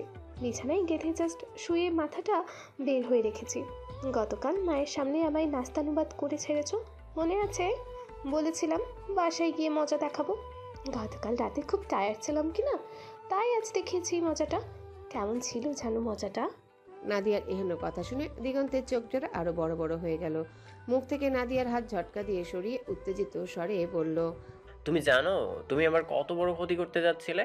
এই শুয়ের আঘাত যদি অন্য কোথাও লাগতো তাহলে আমি বেঁচে থাকতো তোমাকে কুমারের মতো জীবন কাটাতে হতো। দিগন্তের এহেন কথা বুঝতে নাদিয়ার প্রায় 1 মিনিট সময় লাগলো। যখন বুঝলো ততক্ষণে দিগন্ত নাদিয়ার ঠোঁট জোড়া আবদ্ধ করে নিয়েছে। গভীর চুমু দিয়ে বলল, আর যেহেতু তোমার কোনো ক্ষতি হয়নি, তাহলে ফাইলটা রেডি করা যাক। আচ্ছা? বলেই শক্ত করে জড়িয়ে ধরলো নাদিয়াকে। নাদিয়া বেচারি দিগন্তকে শাস্তি দিতে গিয়ে নিজে রোমান্টিক শাস্তি পেয়ে গেল। হায় কপাল! সময় চির বহমান, যেমন নদীর জল কখনো থেমে থাকে না। অতীতের স্মৃতি তার স্রোতে ভেসে যায়, ভবিষ্যতের প্রতীক্ষায় নতুন অধ্যায় আসে। এই স্রোতে গাথা থাকে মানুষের হাসি কান্না, জয় পরাজয়। সময় সবকিছুই বদলায়, আবার কিছুই বদলায় না। মনের গভীর থেকে যায় চিরন্তন সেই অনুভূতি। দেখতে দেখতে কেটে গেল 1.5 মাস। তোহার ফাইনাল পরীক্ষা শেষ হয়েছে। তোহার মন কিছুটা খারাপ, কারণ দিন রাত মাহিরের প্রেমে হাবুডুবু খাওয়াতে পড়াশোনায় তেমন মন বসাতে পারেনি, যার কারণে পরীক্ষা আশানুরূপ হয়নি। এখন শুধু রেজাল্টের জন্য দীর্ঘ প্রতীক্ষা। তবে মাহির তোহাকে সান্ত্বনা দিয়ে বলেছে পরীক্ষা খারাপ হলে এই নিয়ে তার কোনো মাথা ব্যথা নেই। তার স্বপ্নচারিণী ফেল করলে তাকে নিয়ে সাজেক ঘুরতে যাবে। সাজেকের মনোরম পরিবেশে দেখে মন চাঙা হয়ে যাবে। মাহিরের এমন সান্ত্বনার বাণী শুনে তোহা হাসবে না কাঁদবে ভেবে পেল না। দেখতে দেখতে নিধি এবং তোহার বিয়ের আলোচনা শুরু হয়ে গেল। রফিক মির্জা একই সাথে নির্জন এবং মাহিরকে তার বাসায় নিমন্ত্রণ করেন। মাহির তার পরিবার সহ এলেও নির্জন একাই এসেছে। অবশ্য সেটা নিয়ে মাথা ব্যথা নেই রফিক মির্জার, কারণ তিনি নির্জনের এলাকায় খোঁজখবর নিয়ে জানতে পেরেছেন এই যুগে নির্জনের মতো চরিত্রবান মহৎ ভদ্র ছেলে খুঁজে পাওয়া দুষ্কর। তাই সে নির্জনের উপর সম্পূর্ণ ভরসা করে নির্জনের সাথে তার বড় মেয়ে নিরুপমার বিয়ে দিবে বলে সিদ্ধান্ত নিয়েছেন। আজ মির্জা বাড়িতে রফিক মির্জার কিছু ঘনিষ্ঠ আত্মীয় স্বজন এসেছে। তাদেরকে রফিক মির্জা নির্জন এবং মাহিরের সম্পর্কে সবকিছু বলেছে। ডাইনিং টেবিলে নির্জন চুপচাপ খেয়ে গেলেও বিশদ আলোচনা জুড়ে দিয়েছে মাহির। রফিক মির্জাও জমিয়ে মাহিরের সাথে আলোচনা করছেন, আর কিছুক্ষণ পরপর মুখে লোকমা তুলছেন। আত্মীয় স্বজনরা নির্জনের বাহ্যিক চেহারা এবং ভদ্রতা পছন্দ করলেও তাদের বেশি মনে ধরেছে মাহিরকে। নিধি এবং তোহার কাজিনরা সবাই মাহিরের সাথে বেশ ভাব জমিয়েছে। মাহিরও সবার সাথে হাই হ্যালো করছে। এদিকে নির্জন এদিক সেদিক চোখ বুলিয়ে নিধিকে খুঁজে বেড়াচ্ছে। তাহমিনা বেগম বিষয়টি বুঝতে পেরে মুচকি হেসে নিধিকে ডাকতে গেলেন। প্রথম দিনের মতো আজ নির্জন এত কথা না বললেও তাহমিনা বেগম নির্জনকে মেয়ের জামাই হিসেবে বেশ পছন্দ করেছেন। তার মতে ছেলেটা মাত্রাতিরিক্ত ভদ্র। তাহমিনা বেগম নিধির রুমে যেতেই দেখলেন নিধির ধূসর রং আর লং গাউন পরে চুলগুলো এপাশ ওপাশ করে ঢং করছে।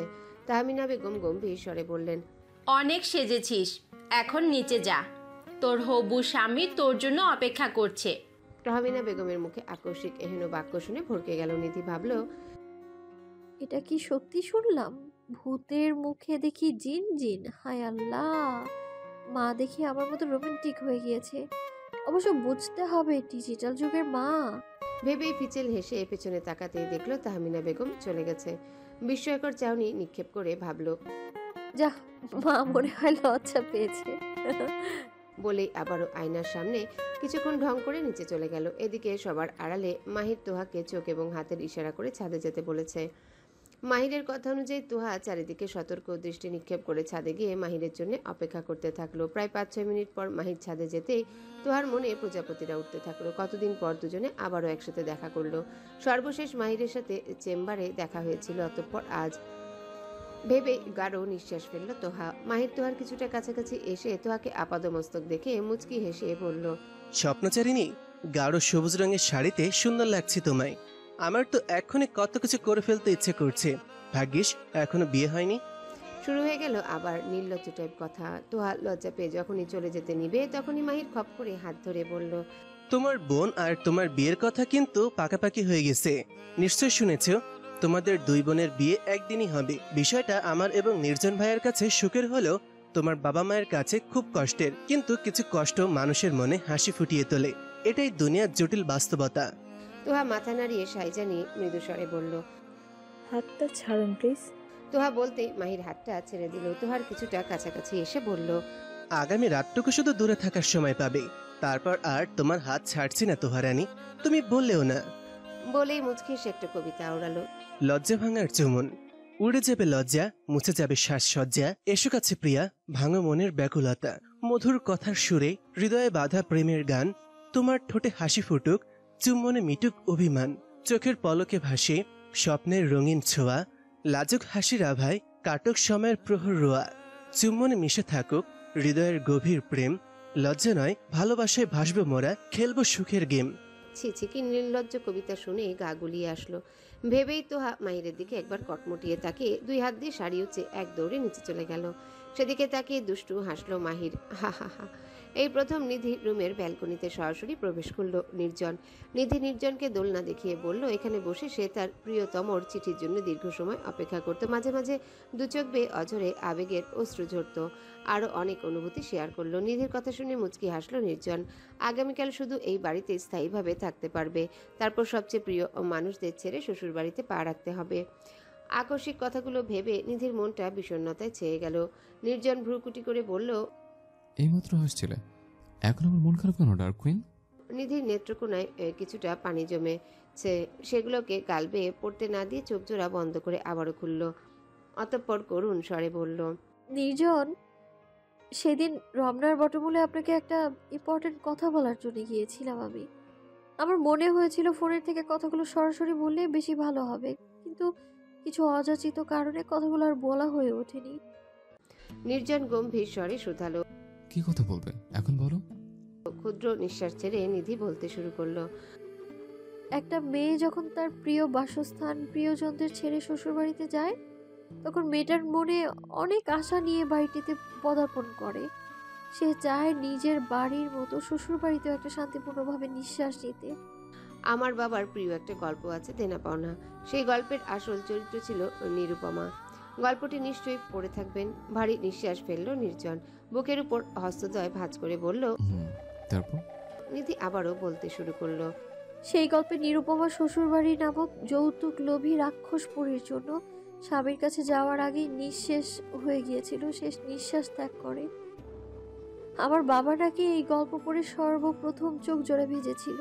তার প্রতিটা পাতায় যৌতুক লোভীদের সম্পর্কে বিশদ বর্ণনা থাকতো, এবং যেখানেই এই ধরনের কাহিনী হতো তিনি সেখানে গিয়ে তীব্র প্রতিবাদের সুর তুলতেন। আমার বাবা তার সাংবাদিক জীবনে অনেক সংগ্রাম করে এই পর্যন্ত এসেছেন।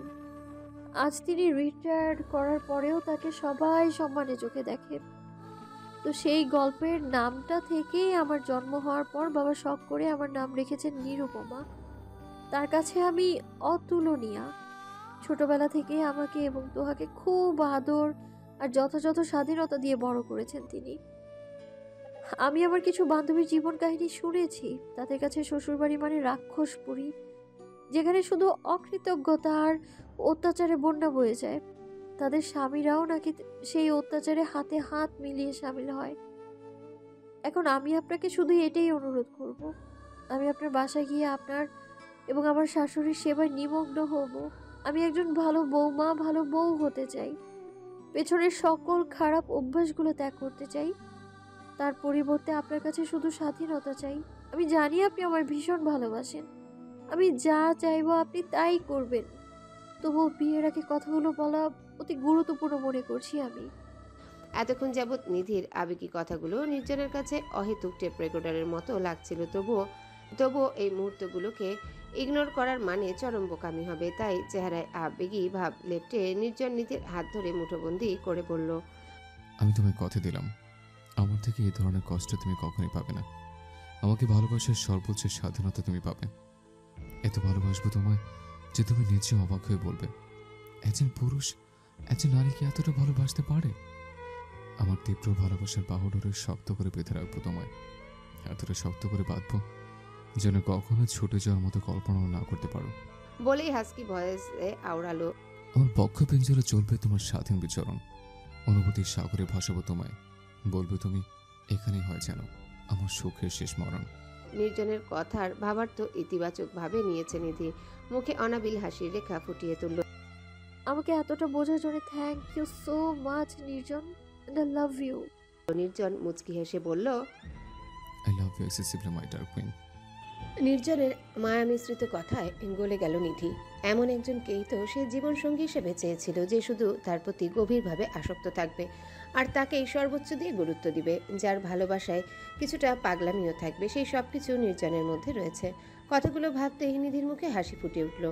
নির্জনের দিকে কৃতজ্ঞতার দৃষ্টিতে তাকিয়ে বলল, আমি সত্যি খুব সৌভাগ্যবতী নির্জন। আমি চাই আপনার মতো ভালো মানুষগুলো যেন সব মেয়ের ভাগ্যে জোটে। আমার বান্ধবীগুলো যেদিন যদি এমন ব্যক্তিত্ববান পুরুষ জীবন সঙ্গী হিসেবে পেত, তাহলে হয়তো তাদের অত্যাচার নির্যাতনের সম্মুখীন আর হতে হতো না। নিধির কথায় নির্জন মুচকি হেসে বলল, তুমি চিন্তা করো না ডার্ক কুইন, আমি তোমার ভীষণ খেয়াল রাখবো।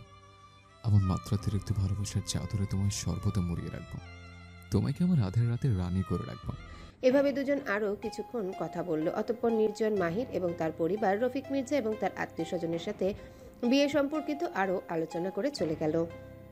অতঃপর কেটে গেল একটি নিদ্রাহীন রাত। কিছু মানুষ সংসারের টানাপোড়েনে রাত্রি জাগরণ করে, কিছু মানুষ সুখের বেলায় বেশে রাত্রি জাগরণ করে, কিছু রোমান্টিক যুগল তাদের ভালোবাসাকে সাক্ষী রাখতে রাত্রি জাগরণ ঘটায়। এভাবেই কেটে যায় এই নশ্বর দুনিয়ার দিন রাত। প্রভাতে সূর্য উদিত হতেই নিধি এবং তোহার ডাক পড়ল। তাহমিনা বেগম রুমে এসে গম্ভীর স্বরে বললেন, এই যে দুই মহারানী। আর কত ঘুমাবি? তাড়াতাড়ি ওঠ, ওয়াশরুমে গিয়ে ফ্রেশ হবি। একটু পর আত্মীয় স্বজনে ঘর ভরে যাবে। আর নাদিয়াকে ফোন করে বল ও যেন আজ রাতে আমাদের বাসায় চলে আসে।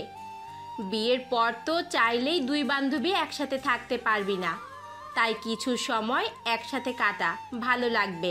বলেই হনহন করে চলে গেলেন তাহমিনা বেগম।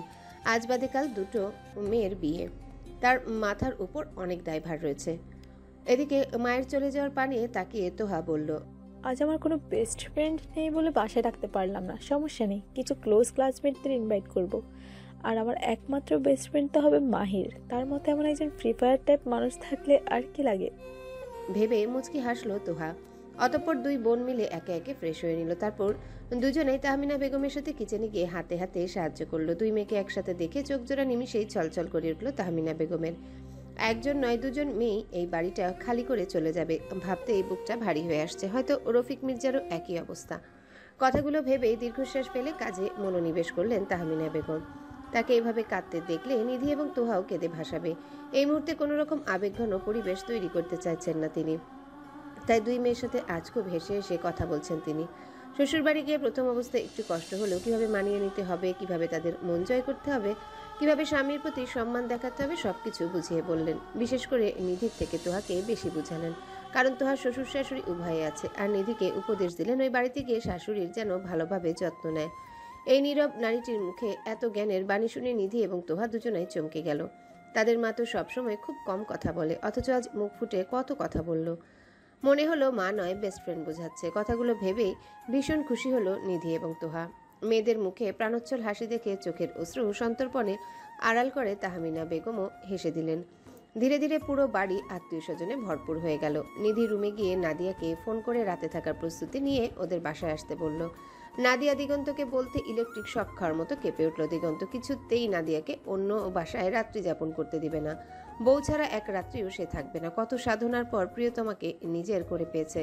তাকে ছাড়া এক রাত থাকা মানে কনকনে শীতের রাতে কম্বল ছাড়া থাকা সমান ব্যাপার। নাদিয়া বেচারি হাজার বুঝিয়েও লাভ হলো না। তাই দিগন্তকে বুঝিয়ে শুধু পুরো দিন থাকার পারমিশন নিল। অবশেষে দিগন্ত রাজি হয়েছে আর বলেছে, অফিস থেকে ফেরার সময় নিধির বাসার সামনে থেকে নাদিয়াকে নিয়ে যাব। নাদিয়াও হাসি মুখে সায় জানিয়েছে। সেই সাথে দিগন্তকে একটা চুমু উপহার দিয়েছে। দিগন্ত তো চুমু পেয়ে তার চিরাচরিত অভ্যাস ঠোঁট কাটা কথা না বলে থাকতে পারল না। তার প্রচলিত টেপ রেকর্ড ছেড়ে দিল। নাদিয়ার কানে কানে ফিসফিস করে বলল, আমার বেস্ট ফ্রেন্ড বাসর করবে আর আমি বসে বসে মাছি মারতে পারবো না। আমিও কিন্তু সবকিছু চাই। এইবার আমার আর বাড়াবাড়ি করতে পারবে না। নাদিয়া বড় বড় চোখ করে বলল, এগুলো ছাড়া কি তোমার আর কোনো কথা নেই? দিগন্ত মুচকি হেসে বলল, দোষ তোমার চুমু, তোমার শীতল ঠোঁটের উষ্ণ চুমু কারণেই তো বোবার মুখে কথা ফুটেছে। দিগন্তের কথা শুনে নাদিয়ার আকাশ থেকে পাতালে ধপাস করে পড়তে মন চাইল। কটাক্ষ করে বলল, হ্যাঁ তুমি বোবা, তাহলে বিশ্বসেরা বাচালকে? দিগন্ত নাদিয়ার ডান গালে চুমু দিয়ে বলল, খামাখা আমাকে রাগে এই মুহূর্তে নিজের ঠান্ডা বাদিও না। এমনিতেই অফিসে যেতে লেট হয়ে যাচ্ছে, এখন এসব না করলে আর হয় না। সো প্লিজ এখন বের হলাম। বলেই গা জ্বালানো হাসি দিয়ে নাদিয়ার বাম গালে টুপ করে চুমু দিয়ে চলে গেল দিগন্ত। নাদিয়া বেচারি চোখ জোড়া কোটর থেকে বেরিয়ে আসার উপক্রম হলো। কি বলবে সে? এত নির্লজ্জ পুরুষও হয়? নিজেই ঠোটকাটা কথা বলে সেটাকে আবার আমার উপর ধামাচাপা দেয়। হায় আল্লাহ রক্ষা কর। সন্ধ্যার একটু পরেই নিধি এবং তোহার রুমে কাজিনদের মহড়া বসেছে। যে যার মতো মেহেদি দেওয়াতে ব্যস্ত। পার্লার থেকে কিছু মেয়ে এসে তোহা এবং ওর কাজিনদের হাতে মেহেদি দিয়ে দিচ্ছে। আর নিধির হাতে খুব যত্ন করে মেহেদি দিয়ে দিচ্ছে নাদিয়া। নাদিয়া দুষ্টু হেসে বলল, কি লিখবে? N+N? নিধি মুচকি হেসে বলল, নির্জন প্লাস চার কুইন লিখে দে। বাবা কত প্রেম! দোয়া করি তোদের এই প্রেম যেন সারা জীবন অটুট থাকে। বলেই ফিক করে হেসে দিল নাদিয়া। নিধিও মুচকি হেসে বলল, আমি এই মুহূর্তে নিধি যদি জানতো তার হবু বরটি কেমন, তাহলে নিশ্চিত এই হাতে নির্জনের নামের জায়গায় সাইকো প্লাস ডার্ক কুইন লেখা হতো, অথবা হতো না। এদিকে তোহাকেও পার্লার থেকে আসা মেয়েটি জিজ্ঞাসা করেছিল যে কি লিখে দিবে। তোহা লাজুক হেসে বলেছে স্বপ্নপুরুষ প্লাস স্বপ্নচারিণী লিখে দিতে। মেয়েটি মুচকি হেসে তাই লিখে দিল। এদিকে মেহেদি দেওয়ার পর তোহার শরীরে চুলকানি শুরু হলো। বেচারি মেহেদি দিলে এই সমস্যা হয়। তোহার কাজিনদের ঘাড়ের কাছে হাত দিয়ে চুলগুলো সরিয়ে দিতে বললে ওরা মজা করে তোহার পুরো চুলগুলো খুলে দেয়। একে তো গরম, তার উপর চুলগুলো খুলে দেওয়াতে আরও অবস্থা খারাপ হয়ে গেছে। বেচারি তোহা লজ্জায় কিছু বলতে পারল না। নিধিদের বাড়িতে তেমনভাবে হলুদের আয়োজন করা হয়নি, তবে ওরা কাজিনরা মিলে হলুদ নিয়ে নিধি এবং তোহার মুখমণ্ডলের 12টা বাজিয়েছে। সন্ধ্যার একটু পর মাহিরের এক আত্মীয় এসে তোহার সাজসজ্জার জিনিস দিয়ে গেছে। নির্জন যেহেতু আত্মীয় স্বজন থেকে শুরু করে সবকিছু থেকে দূরে, তাই সে নিধির জন্য শপিং করে একাই এসেছে। সেই সাথে নিধিকে বলার জন্য অনেক কথা গুছিয়ে এনেছে। সবাই নিধির রুমে তোহা এবং নিধির বিয়ের জিনিসপত্র দেখছে। সবাই নির্জন এবং মাহিরের চয়েসের প্রশংসায় পঞ্চমুখ। এদিকে নির্জন সোফায় বসে রফিক মির্জার সাথে কথাবার্তায় ব্যস্ত। রফিক মির্জা 2 মেয়ের বিয়ের জন্য একটি কমিউনিটি সেন্টার বুক করেছেন। মাহিরের পরিবারের সাথে এই বিষয়ে আগে কথা বলেছেন। নির্জনের সাথে এখন এ ব্যাপারে কথা বললেন। যেহেতু নির্জন এই বাড়ির জামাই হবে, তাই নির্জনের গুরুত্বটাও সেভাবেই দিতে হবে। বর্তমানে রফিক মির্জা নির্জনের সাথে খাবারের মেনু নিয়ে আলোচনা করছেন। তিনি ঠিক করেছেন অনুষ্ঠানে চিকেন টিক্কা, চিকেন ফ্রাই, মাটন বিরিয়ানি, সাদা ভাত, সাথে ডিমের কোরমা, চিংড়ি ভুনা, ডাল মাখনি, গরুর মাংসের ভুনা, টক এবং মিষ্টি দই, ফ্রুট কাস্টার্ড ও বোরহানি, পানীয় হিসেবে তাজা পুদিনা, লেবু আর সোডা দিয়ে তৈরি ঠান্ডা ড্রিঙ্কস, সেই সাথে কিছু বৃদ্ধ মানুষদের জন্য মিষ্টি পান। আয়োজনটা কমিউনিটি সেন্টারে করা হলেও খাবারগুলো ঘরোয়া আইটেমের মতো হবে। দীর্ঘ সময় নিয়ে রফিক মির্জা মুখে পাহাড়ি খাবারের চাট শুনে তাচ্ছিল্য হাসি দিল নির্জন।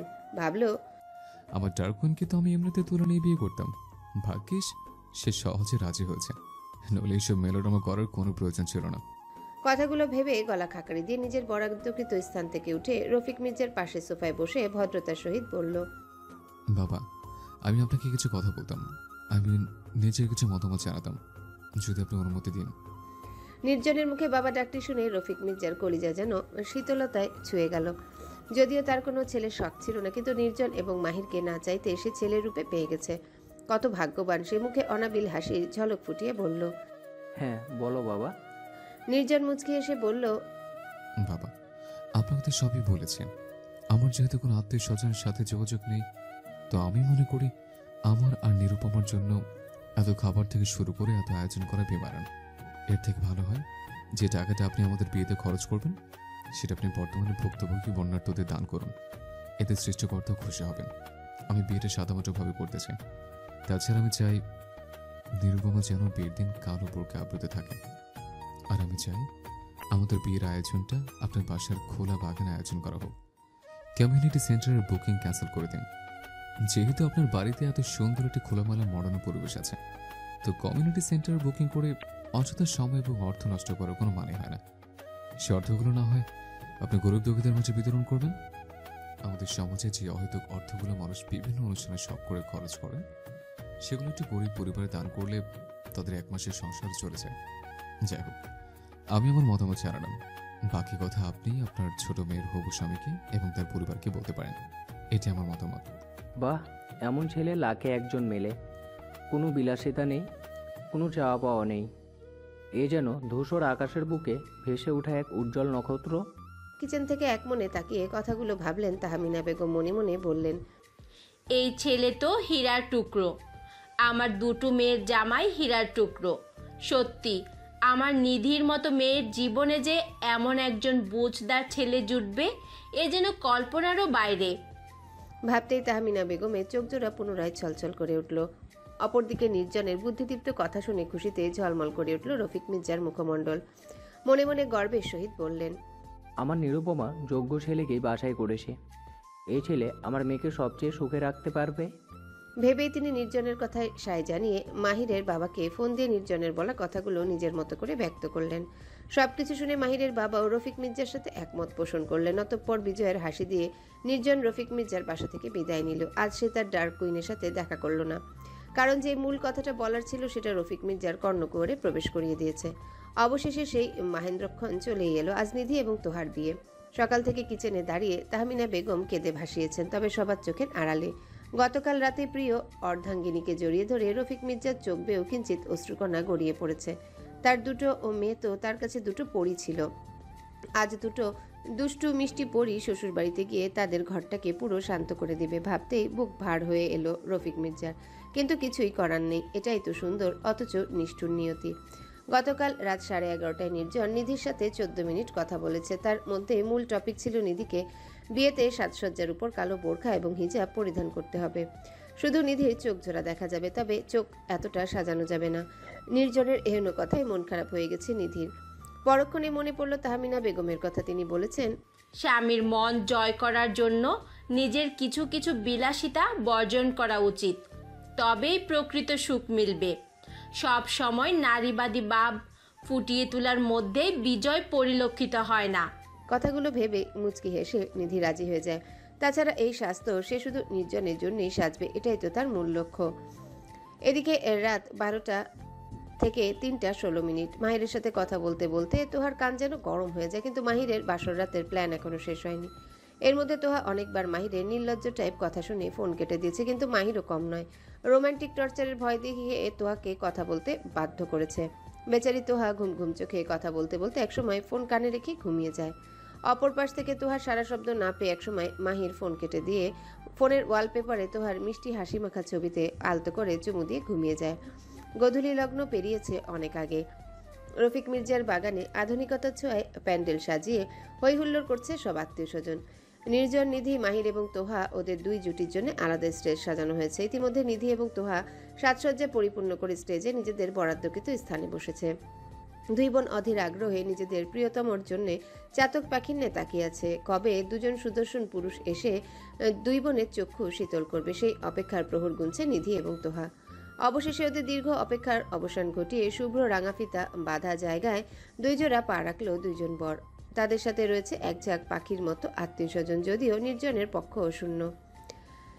স্টেজ থেকে নির্জনকে দেখে বসা থেকে মুখমণ্ডল হাঁ করে দাঁড়িয়ে গেল নিধি। নিধি আজ পরিধান করেছে একটা কালো রঙের লেহেঙ্গা, যেটাতে সোনালি জরির কাজ করা।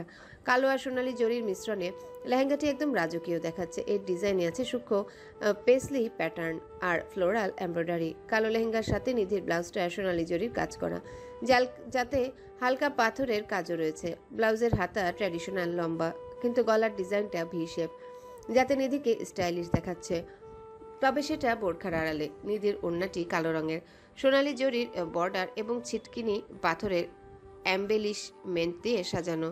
ওড়নাটি মাথায় ফেলে রাখার কথা হলেও সেটা বোরখার নিচে কাঁধের সাইডে ঝুলানো। নিধির গয়নাগুলো ভারী সোনালি এবং রুবি পাথরের কাজ করা। পাথরের কাজের ছোঁয়ায় নিধি যেন উজ্জ্বল হয়ে উঠেছে। নিধির মেকআপ ডার্ক এবং গ্ল্যামারাস, তার চোখের simple dramatic smoky eye makeup সোনালি আর কালো আইশ্যাডোর মিশ্রণ। গালে হালকা ব্রোঞ্জ এবং ঠোঁটে গাঢ় মেরুন রঙের লিপস্টিক। নিধির চুলগুলো খোপা করে সেখানে কয়েকটি ছোট ছোট গোল্ডেন স্টোন বসিয়ে দেওয়া হয়েছে। নিধির এই রাজকীয় সাজসজ্জা কুচকুচে কালো বোরখা এবং কালো হিজাবে ঢেকে দেওয়া হয়েছে।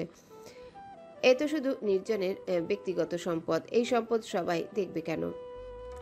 এদিকে নির্জনের শেরওয়ানির রং কালো। নিধির লেহেঙ্গার সাথে ম্যাচ করে শেরওয়ানিটি কিনেছে। শেরওয়ানিটি সিল্ক ফেব্রিকে তৈরি করা, যা দেখতে এবং পরতে রাজকীয় অনুভূতি হচ্ছে। এর উপর রয়েছে সোনালি জরির সূক্ষ্ম এমব্রয়ডারির কাজ, যাতে নিধির লেহেঙ্গা সোনালির কাজের সঙ্গে সুন্দরভাবে মিলিয়ে গিয়েছে।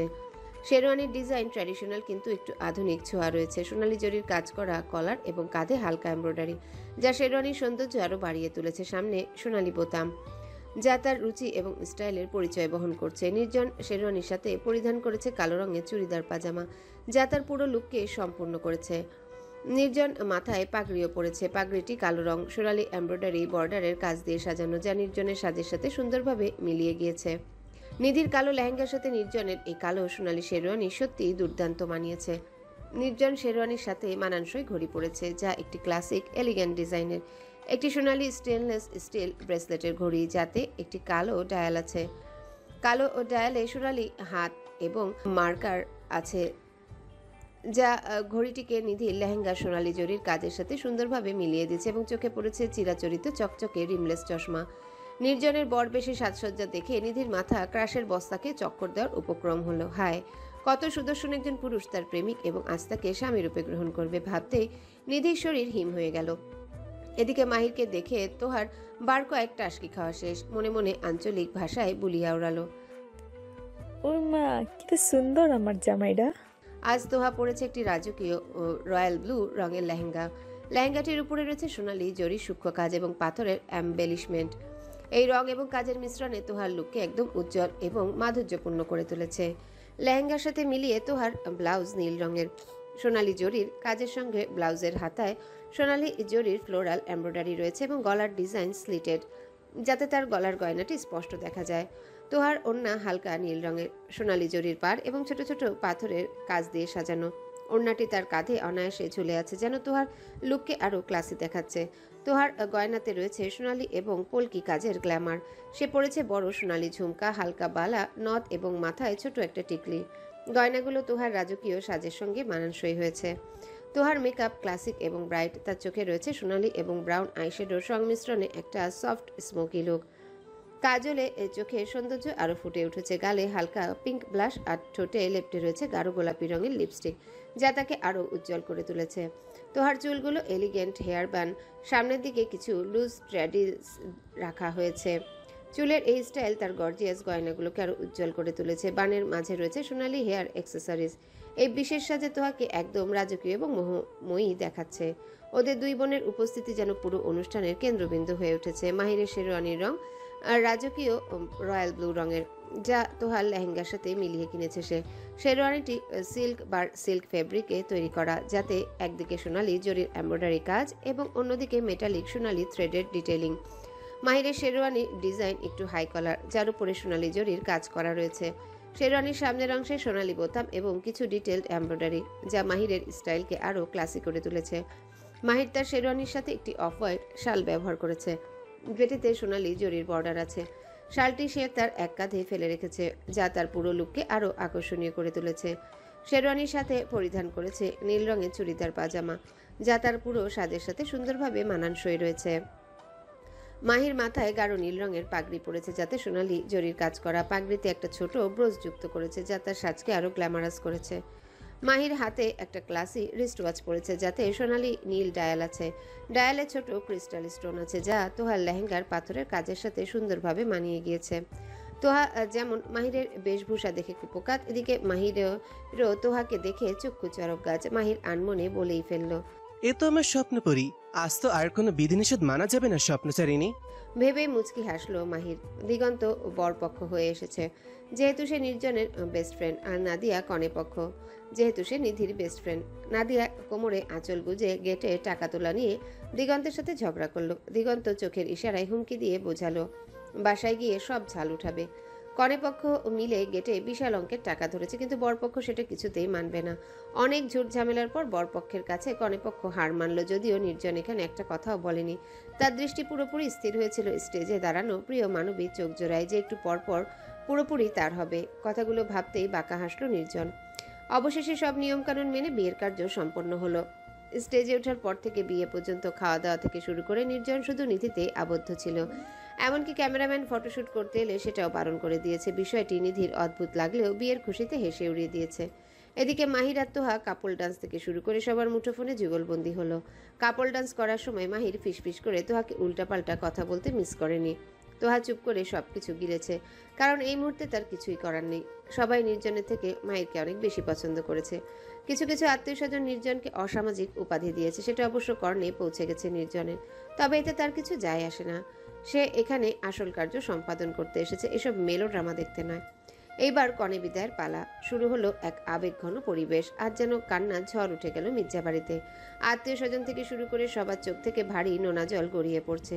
রফিক মির্জা যেন অতিশোকে পাথর হয়ে গেছেন। তাহমিনা বেগম দুই মেয়েকে বুকে জড়িয়ে ধরে অঝরে কেঁদে চলেছেন। মাহিরের কাছে বিষয়টা খারাপ লাগলেও নির্জনের কাছে ভীষণ বিরক্তিকর লাগছে। মনে মনে বলছে, যত সব অদ্ভুত কাহিনী, সব অভিনয়। তবে সে মুখভঙ্গিতে দুঃখী ছাপ ঝুলিয়ে রেখেছে। যখনই নিধি ওর বাবাকে জড়িয়ে ধরল, তখনই তেতে উঠল নির্জন। নিধির এক হাত নির্জনের মুঠোয় আবদ্ধ, আরেক হাত দিয়ে বাবাকে জড়িয়ে ধরে সে কি কান্না। এবার রফিক মির্জারও চোখ বেয়ে জল গড়িয়ে পড়ল। মেয়েকে সান্ত্বনার বাণী শোনাতে লাগলেন। বিয়ে হলেই মেয়েরা পর হয়ে যায় না। তার দুই মেয়ের জন্য তার হৃদয়ের দরজা সবসময় খোলা থাকবে। তোহা ওর বাবাকে জড়িয়ে ধরে নাকের পানি চোখের পানি এক করলো। তোহা যা সেজেছিল সব শেষ। নির্জন এইবার সব সহ্যের অতিক্রম করে নিধির হাতে খুব জোরে চেপে ধরল। আকস্মিক ঘটনায় ব্যথায় কুকড়ে উঠল নিধি। এক ঝটকায় বাবার বুক থেকে মাথা উঠে সোজা হয়ে দাঁড়ালো। আশেপাশে কেউ কিছু বুঝতে পারল না। যা বোঝার নিধি বুঝেছে, কিন্তু উল্টো বুঝেছে। ভেবেছে নির্জন হয়তো তার কান্না সহ্য করতে না পেরে এভাবে হাত চেপে ধরেছে। আত্মীয় স্বজনের সামনে নিধির চোখের পানি মুছিয়ে নির্জন রফিক মির্জাকে ভরসার সহিত বলল, আপনি একদম চিন্তা করবেন না বাবা। আজ থেকে আপনার নিরুপমা শুধুই আমার। ওকে আমি খুব যত্ন করে সাজিয়ে রাখবো। যেন কারো কুনজর ওর উপরও না লাগে, কথা দিলাম। নির্জনের এহেন কথা শুনে আত্মীয় স্বজনগুলো ফিসফিস করে বলল, ছেলেটা গম্ভীর হলেও নিধিকে খুব সুখে রাখবে। আমাদের নিধির কপালটা সত্যিই ভালো। নির্জনের সাথে তাল মিলিয়ে মাহিরও রফিক মির্জাকে একই কথা বলল। অবশেষে দীর্ঘ সময় কান্নাকাটির হিসাব চুকিয়ে শ্বশুরবাড়ির উদ্দেশ্যে রওনা হলো দুই বোন। গাড়িতে বসে তোহা হেঁচকি তুলে কাঁদছে। এদিকে তোহাকে কাঁদতে দেখে মাহিরের খুব মন খারাপ হলো। তাই মাহির তোহার কাঁধে হাত দিয়ে কাছে টেনে জড়িয়ে ধরে বলল, কেঁদো না স্বপ্নচারিণী, পুরো সাজ নষ্ট করে ফেলেছ। সমস্যা নেই, আমার ভালোই হয়েছে। একটু পর আমার স্বপ্নচারিণীকে নিজের মতন করে সাজাবো। আসো, তোমাকে একটা কবিতা শোনাই। বলেই দুষ্টু হেসে শুরু করলো। হ্যালো বন্ধুরা, পরবর্তী পার্ট খুব তাড়াতাড়ি আসবে, তো সবাই অপেক্ষায় থাকো। আর চ্যানেলটি যারা এখনো সাবস্ক্রাইব করোনি তারা পরবর্তী পার্ট দেখার জন্য চ্যানেলটি সাবস্ক্রাইব করে রেখো। ধন্যবাদ সবাইকে, আমাদের সাথেই থেকো।